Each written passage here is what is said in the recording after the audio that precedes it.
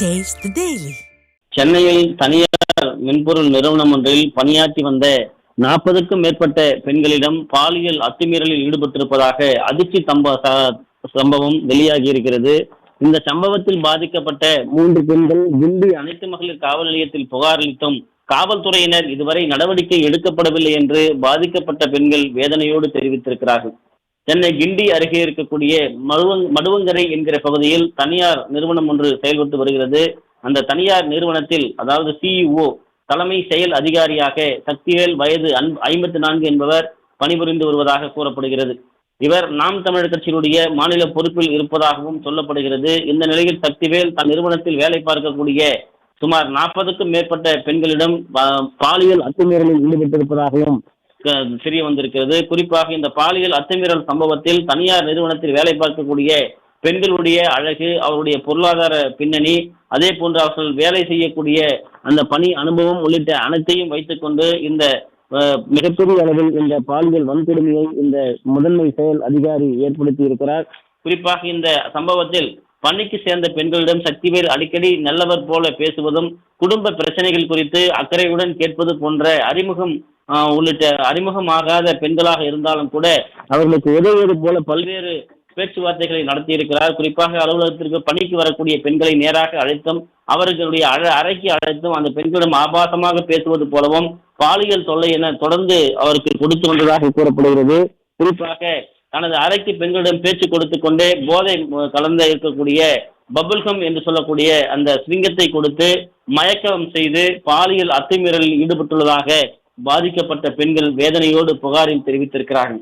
பெண்களிடம் தான் தொடர்ந்து இது போன்ற பாலியல் வன்கொடுமையை செய்திருப்பதாகவும், குறிப்பாக அந்த கற்பை இழந்த பெண்கள் வெளியில் சொல்ல முடியாமல் இருப்பதற்கு அவர் செய்த பாலியல் வன்கொடுமைகளை வீடியோவாக எடுத்து வைத்துக் கொண்டு தொடர்ந்து பல பெண்களிடம் தொடர்ந்து அத்துமீறலில் ஈடுபட்டிருக்கிறார்.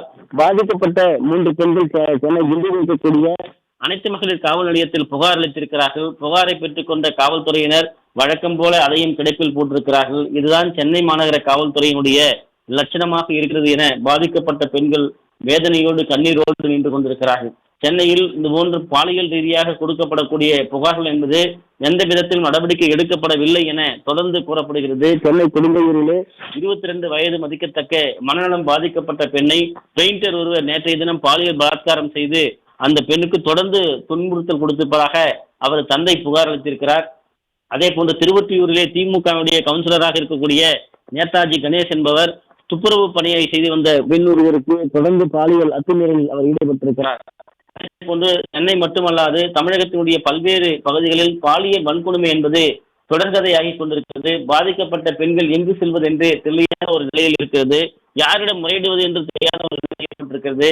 கன்னியாகுமரி மாவட்டத்திலே 2 மாணவிகளுக்கு வன்கொடுமை செய்த சம்பவம் அதிர்ச்சியை ஏற்படுத்தியிருக்கிறது. 17 வயதிலேயான 12ஆம் வகுப்பு படிக்கக்கூடிய மாணவிகளுக்கு இந்த நிலை என்பது மிகப்பெரிய ஒரு சோகத்தை அந்த குடும்பத்தில் ஏற்படுத்தியிருக்கிறது. நாமக்கல் மாவட்டம் மோகனூர் 9 வயது சிறுமிக்கு பாலியல் தொல்லை கொடுக்கப்பட்டிருக்கிறது. தனியார் பள்ளி பேருந்து ஓட்டுநர் அந்த பாலியல் தொல்லை கொடுத்திருக்கிறார். அதே போன்று வேலூர் மாவட்டத்தில் 12 வயது பள்ளி மாணவிக்கு பாலியல் தொல்லை கொடுக்கப்பட்டிருக்கிறது. தஞ்சாவூர் மாவட்டம் கும்பகோணம் 3 ஆண்டுகளாக பெண்களுக்கு 13 வயது சிறுமியிடம் பாலியல் அத்துமீறலில் 90 வயது முதியவர் ஈடுபட்டிருக்கிறார். விருதுநகர் மாவட்டம் ராஜபாளையத்தில் 10 வயது சிறுமிக்கு பாலியல் தொல்லை கொடுக்கப்பட்டிருக்கிறது. கடந்த 24 மணி நேரத்தில் மட்டும் ஏறக்குறைய ஒரு 8க்கும் மேற்பட்ட ஒரு பாலியல் வன்கொடுமை சம்பவம் இந்த தமிழகத்திலே நிகழ்ந்திருக்கிறது. திண்டுக்கல் மாவட்டம் பழனியில் ஒருவர் பட்ட பகலில் வெற்றி கொலை செய்யப்பட்டிருக்கிறார். சென்னையில் பீகார் நபர்களோடு ஏற்பட்ட மோதலில் படுகாயமடைந்து சிகிச்சை பலனின்றி ஒருவர் உயிரிழந்திருக்கிறார். இப்படி அடுக்கிக் கொண்டே செல்லுகிற வகையில் சட்டம் ஒழுங்கு ஒரு புறம் சீர்கெட்டு இருக்கிறது. போதைப்பொருள் கலாச்சாரம் ஒரு புறம் தலைவிரித்து ஆடுகிறது. மற்றொரு புறம் பாலியல் வன்கொடுமை என்பது தொடர்ந்து அரங்கேறி வருகிறது. ஆளக்கூடிய ஸ்டாலினின் திமுக ஆட்சியில் பெண்களுக்கு பாதுகாப்பு இல்லை என்பதைத்தான் இந்த கிண்டியில் இருக்கக்கூடிய மடுவங்கரையிலே இயங்கி வரக்கூடிய தனியார் நிறுவனத்தினுடைய சிஇஓ செய்திருக்கக்கூடிய பாலியல் வன்கொடுமையுடைய பட்டியல் மிகப்பெரிய இருக்கிறது.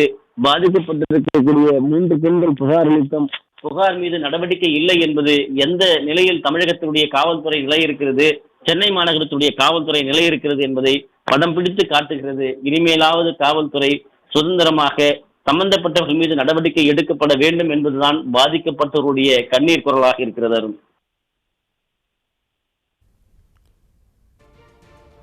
விவரங்களை வழங்கியமைக்கு நன்றி ஜெயக்குமார்.